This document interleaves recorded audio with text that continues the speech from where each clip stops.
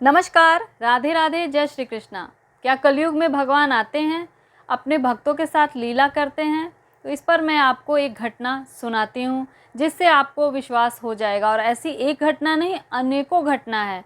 ऐसी अनेकों चीज़ें हुई हैं जो भक्तों के साथ होती हैं, इसलिए भक्त ही जानते हैं। जो भक्त होता है उसे अपने भगवान के हर चरित्र पर विश्वास होता है। तो यह मैं आपको एक भोले भाले भक्त की कथा सुनाती हूँ जिसके साथ भगवान ने लीला की, उसके साथ खाया पिया और गैया चराई, खेला कूदा, ये सारी क्रियाएं भगवान ने की हैं भांडीर वन में। तो इस पर यह जो कथा है यह मैं आपको सुना रही हूँ। तो इससे पहले इस भक्त का मैं आपको परिचय दे देती हूँ। श्री नंद किशोर दास गोस्वामी श्री श्रीमन नित्यानंद प्रभु की 7वीं पीढ़ी हैं। वे वृंदावन में ही निवास करते थे। उनकी गैया चराने के लिए भोंदू उनके पास रहा करता था और उनकी गैया को चराने जाया करता था भांडीर वन में। भोंदू बहुत ही भोला भाला था। उसे जो कोई कुछ भी कह देता वह मान लेता था। प्रश्न करना तो उसे आता नहीं था, शंका करना भी उसे आता नहीं था। वह सबकी बात सहजता से स्वीकार कर लेता था। इसी के कारण सब उसको भोंदू भोंदू कहते थे। बड़ी ही निर्मल बुद्धि का था, कभी झूठ नहीं बोलता था। किसी ने उससे कह दिया कि नंदलाल अपने सखा ग्वाल बालों के साथ भांडीर वन में गैया चराने आते हैं। अब तो यह बात उसके मन में बैठ गई कि मैं भी भांडीर वन गैया चराने जाता हूँ और नंदलाल भी अपने सखा ग्वाल बालों के साथ वहाँ गैया चराने आते हैं। किसी न किसी दिन तो उनसे मुलाकात हो ही जाएगी, तो मैं उनसे मित्रता कर लूँगा। इस भाव से वह खेलते कूदते नाचते मन में उमंग लेकर भांडीर वन गैया चराने जाया करता था। उसके मन की यह उमंग, यह तरंग घूम घुमाकर भगवान के हृदय तक पहुंच गई और भगवान की भी ऐसी लालसा हुई कि इसकी इच्छा को पूर्ण करें और भगवान भी उस आनंद को प्राप्त करना चाहते थे।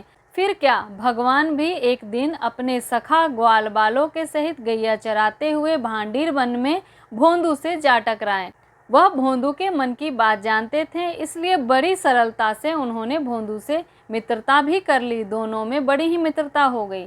साथ ही दोनों गैया चराते, खेलते और सारा दिन इसी तरह व्यतीत करते साथ में। भोंदू जो खाने पीने की सामग्रियां लेकर जाया करता था वह नंदलाल और उनके ग्वाल बालों सखाओं के साथ बांटकर खाया करता था। इसी प्रकार भोंदू नित्य ही भांडीर वन में गाय चराने जाता और भगवान के साथ नित्य लीला में शामिल होता। एक दिन श्रीपाद जी ने देखा कि भोंदू अब इतनी सामग्रियां लेकर कहाँ जाता है, क्या करता है। एक दिन उन्होंने भोंदू से कहा, ये तुम क्या लेकर जा रहे हो? तब उसने कहा, इसमें दाल बाटी है, यह मैं लेकर जा रहा हूँ गैया चराने के लिए। वहाँ नंदलाल आवे हैं और वो भी खावे हैं। इस प्रकार से वह ब्रिज भाषा में बड़ी सुंदर सुंदर बातों को कहता था। तब श्रीपाद जी ने कहा, कौन नंदलाल, कहाँ से आवे हैं? तब उसने कहा कि वही नंदलाल अपने ग्वाल बालों के साथ वहाँ गाय चराने आवे हैं। तब श्रीपाद जी को शंका भी नहीं हो रही थी और विश्वास भी नहीं हो रहा था, क्योंकि भोंदू झूठ नहीं बोलता था, यह बात श्रीपाद जी जानते थे। तब श्रीपाद जी ने भोंदू से पूछा कि वह दिखते कैसे हैं और वह किस प्रकार की वेशभूषा वाले हैं। तब भोंदू कहता है, वे बड़े मलूक हैं।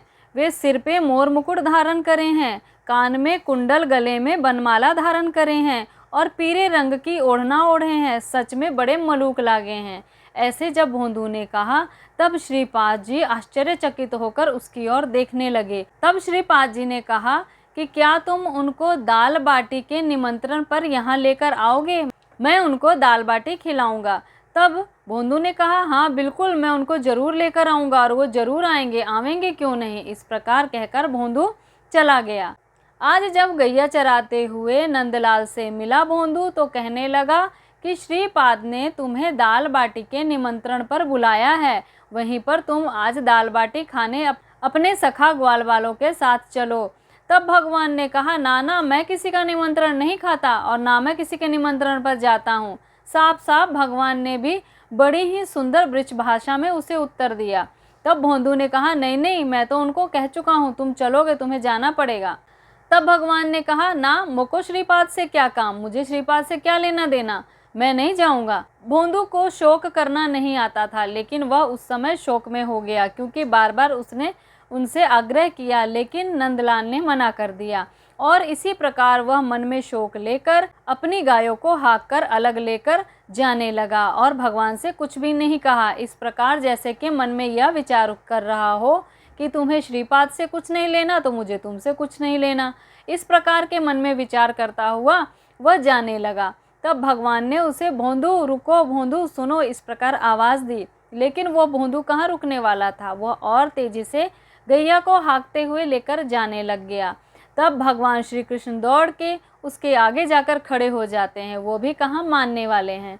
उन्होंने भोंदू को रोका और कहा, मुझे तुम्हारे श्रीपाद से क्या लेना देना, मैं तो तुम्हारे साथ ही खेलता हूँ, तुम्हारे साथ ही आनंद आता है और तुम दाल बाटी खिलाते हो। तब भोंदू ने कुछ नहीं कहा और उसी प्रकार मुंह बनाए खड़ा रहा। तब भगवान ने कहा कि ठीक है, मैं तुम्हारे श्रीपाद का निमंत्रण जरूर खाऊंगा, लेकिन मैं श्रृंगारवाट कैसे जाऊं? मैं श्रृंगारवाट नहीं जा सकता, क्योंकि वहाँ पर राधा रानी का ठोर है।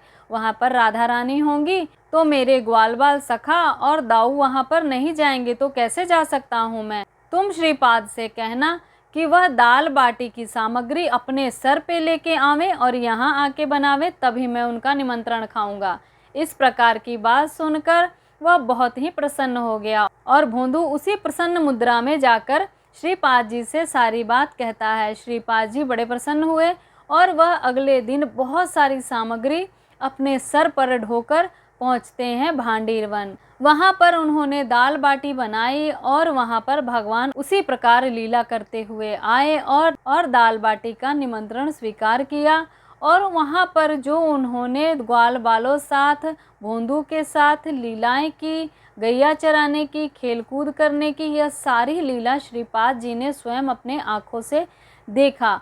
और जब वह अदृश्य हो गए, अंतर्ध्यान हो गए, तब श्रीपाद जी वहाँ पर मूर्छित होकर गिर गए। इस प्रकार भोंदू के साथ वह लीला नित्य किया करते थे। श्रीपाद जी क्रीड़ा विनोद को देखकर जो कृतार्थ हुए, उनको जो मूर्छाई, उसके बाद आकाशवाणी होती है, अधीर ना हो घर जाओ और मेरी लीला स्थलियों का वर्णन करो। इस आदेश का पालन कर श्रीपाद ने श्री वृंदावन लीलामृत और श्री श्री रसकलिका नाम के 2 ग्रंथों की रचना की। तो इस भोले भाले भोंदू भक्त की कथा सुनकर आप जान गए होंगे कि भगवान किस प्रकार अपने भक्तों पर कृपा करते हैं, किस प्रकार का हमारा हृदय होना चाहिए ताकि हम अपने भगवान को प्राप्त कर सकें।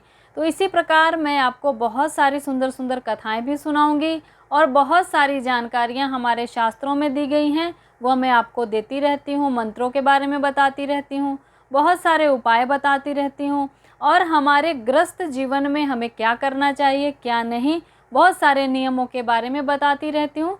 तो वो सारी जानकारी मैं आप तक पहुँचाती रहती हूँ। ऐसी ही जानकारियों के लिए चैनल से जुड़िएगा। अपनी प्रतिक्रिया या राय देने के लिए कमेंट जरूर किया कीजिए या कमेंट बॉक्स में राधे राधे या जय श्री कृष्णा जरूर लिखिएगा। तब तक के लिए नमस्कार।